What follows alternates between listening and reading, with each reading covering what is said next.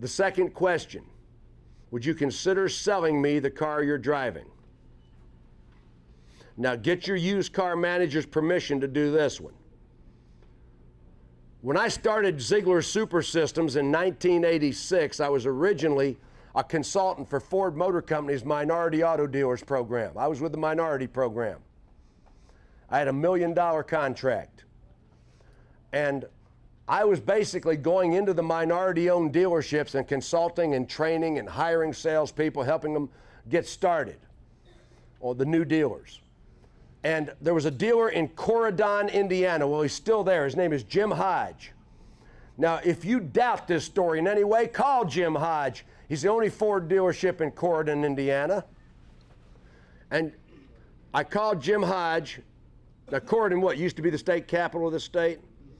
So I called Jim Hodge in Corydon. His grand opening, we're talking about maybe 1991.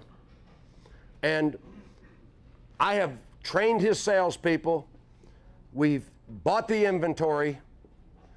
The vice presidents of Ford Motor Company flew down for the grand opening. We got clowns, we got balloons, we got free hot dogs, we got free Coca-Colas, we got vice presidents of Ford. We cut the ribbon, we grand opened the dealership. What don't we have? Not an up in sight. I mean, there ain't an up, a Saturday morning, there ain't an up to be seen. And I'm getting a little nervous. I got this $1 million deal with Ford, and there's no ups. Did I also mention I consulted the advertising? There's no ups. So I told one of the salespeople, go get me a Mustang convertible. So the salesman gets me a Mustang convertible. I said, put the top down with the boot on it.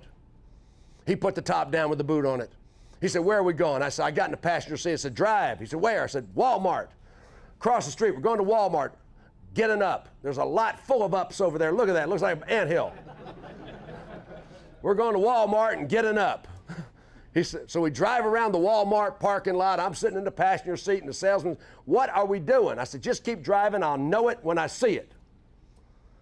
And all of a sudden, lo and behold, there's a guy getting out of an F-150 pickup truck, has a little girl, maybe 7 years old, guy's little daughter with him.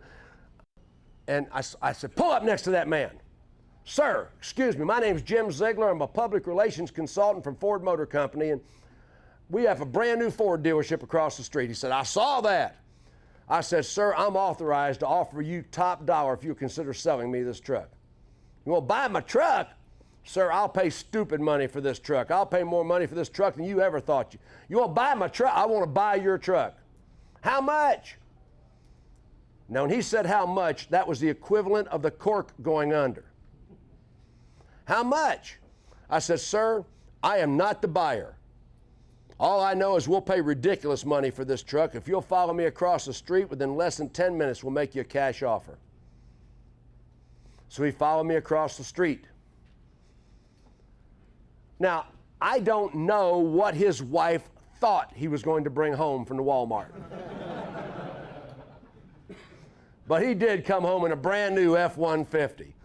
And I drug him off a Walmart parking lot. There are vice presidents who currently work for Ford who will attest to that story. They were all standing there watching it. Ups are all around you.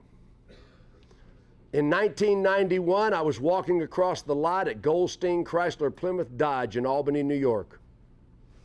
And this guy walks up to me. I was walking across the lot, Albany, New York, Chrysler Plymouth Dodge dealership. And this guy walks up to me and said, Mr. Ziegler, I'm a consultant just like you are. I'm not going to say his name on the camera, but I looked at this guy and he was sort of scruffy. I don't think so. You know, I wasn't particularly polite to him. I wasn't rude to him, but I brushed him off. You know what I mean. I wasn't polite. I wasn't rude. That afternoon, the first customer, we're here to see this guy. Okay. Second customer, we're here to see this guy. They're calling him by name. Third customer, we're here to see this guy. The 15th customer came in the door. We're here to see this guy. Damn. So I told the dealer, I said, who is this guy? He said, he's kind of eccentric. I said, I'd say he is. Tony Orlando platform shoes, leisure suit, Capricorn medallion. Leisure suit was a 1973 original. You know, this guy was a little unusual. But he brought 15 ups in that dealership that afternoon, delivered 5 of them. And I asked the dealer, I said, what is this guy doing? So the next day I walked up to him and I said, hey, would you mind if I sat in your training class this afternoon? And he said, no, I'd be pleased. So I sat in this guy's training class. All he was doing was calling people that bought their cars from the dealership 3 years previously, offering to buy them back for cash. You need some sales right now? Do you have anybody driving cars they bought from you that the salesman is no longer with the dealership? How many customers do you have driving cars they bought from you that are in equity and the salesperson is no longer with your store? Thousands. Thousands. Well, let's start picking up the phone and offering to buy those cars back for cash. Do not say you're going to trade them in because they won't come. If you say, we need you to trade in your car, and click, you're trying to sell them something. But if you call these people and say, we'd like to buy back the car we sold you 3 years ago, we'll pay top dollar, we'll pay ridiculous money. If you come in, we'll give you a free oil change just for allowing us the opportunity to bid on it. We'll give you a free oil change just for letting us bid on buying your car back for cash. Then when they get there, you say, you make them a cash offer, you keep your word, you don't waste their time. And then you say, well, and the customer says, this isn't enough money for my trade, give me my keys. Well, sir, I can't give you your keys back right at this moment because we're giving you that free oil change we promised you. Your car is on the rack. That free oil change is the 21st century equivalent of throwing your keys on the roof.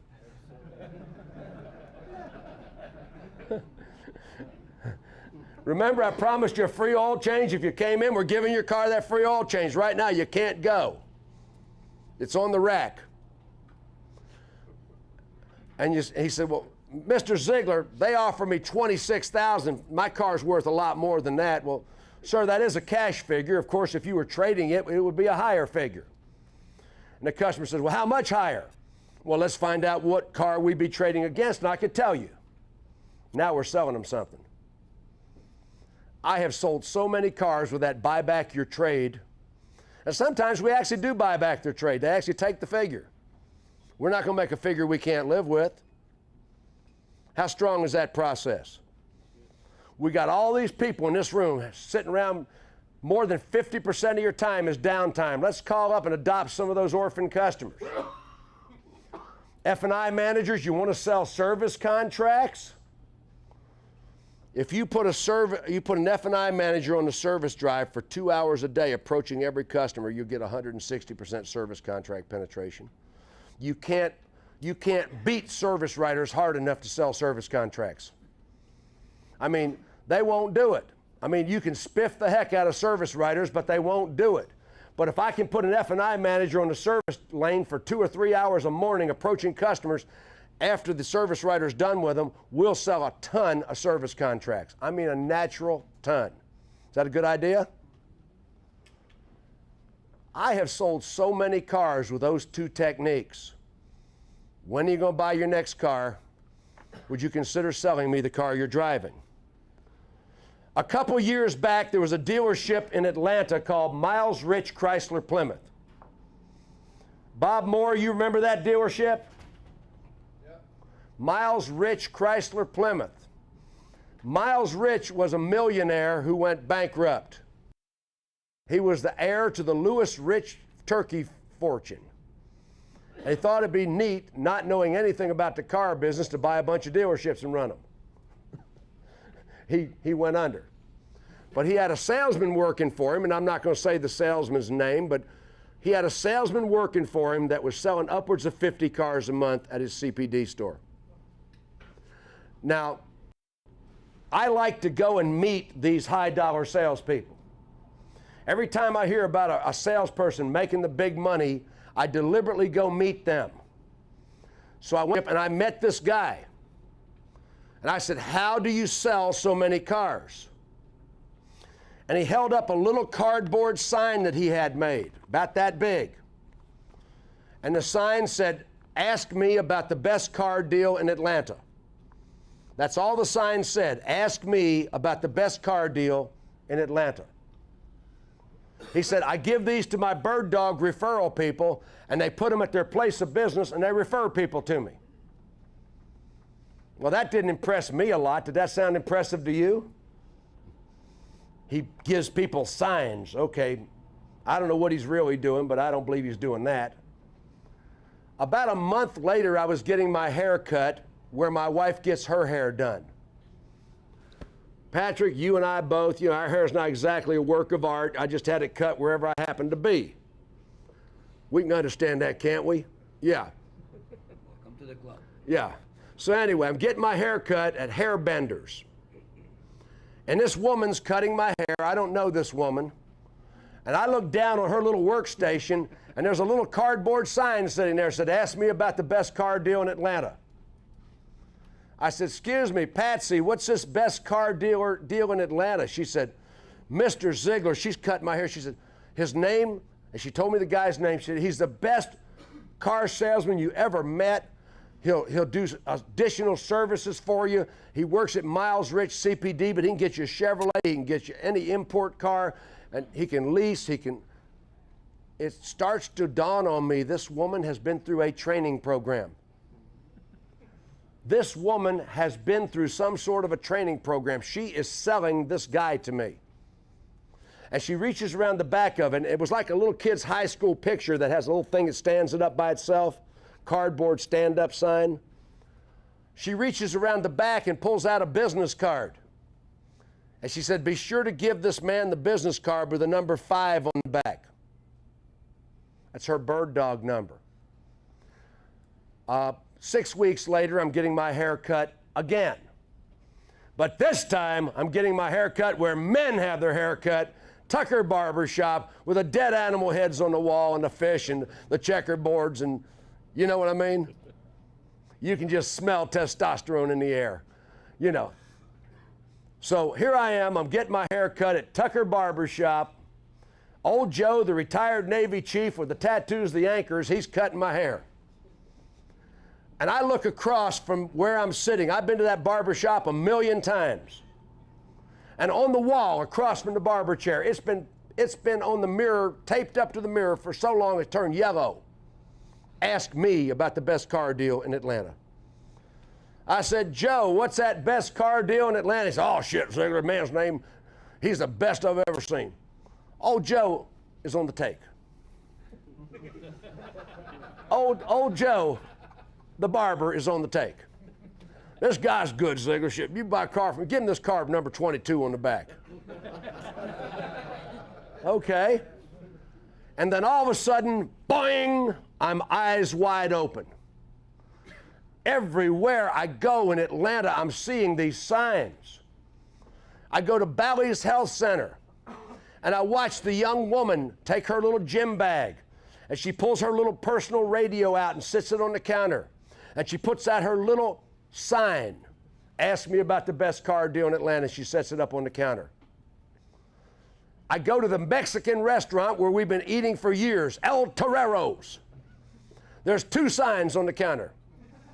The sign in English says, ask me about the best car deal in Atlanta. The best car deal in Atlanta. Ask me about the best car deal in Atlanta. The sign says, ask me about the best car deal in Atlanta. The sign next to it in Spanish, I don't speak Spanish, but I've already guessed what it says. Right? Everywhere I go, the dry cleaner, the car wash, he had hundreds, he was selling 60 cars a month. Come to find out, he had a bird dog network, he had sales contests, he gave away Hawaii trips, he had sales meetings with these bird dogs. He had these people having meetings, sales contests. He was selling upwards of 60 cars a month. Every month he showed up. The most incredible bird dog network I'd ever seen an individual set up little cardboard signs. I have met so many of the $40,000 a month car salespeople.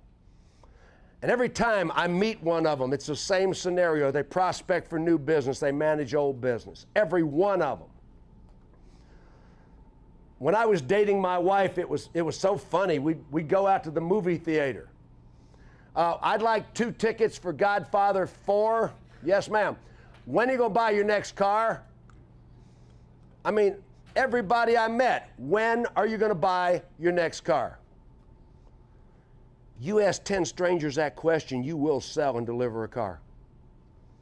It is just that simple. I was in Durand, Michigan I was in Detroit, Michigan earlier this week. Now the dealer's name is Michael Johnson. He's one of the General Motors minority dealers. I've been consulting his dealership for years. He used to be in Durand, Michigan with Durand Pontiac. You familiar with that dealership? You're from Flint, so you know the dealership. Okay, 7 years ago when he was in Durand, Michigan, I was in the dealership teaching prospecting. And one of the salespeople said to me, well, Mr. Ziegler, you just said you could go out of this dealership and come back before the sun sets with a customer that'll take delivery. I said, yeah, I said that. And the salesman said, well, do it. I'm calling your bluff, do it. I said, you know, I'd like to do it, but this man's paying me $10,000 a day to be here.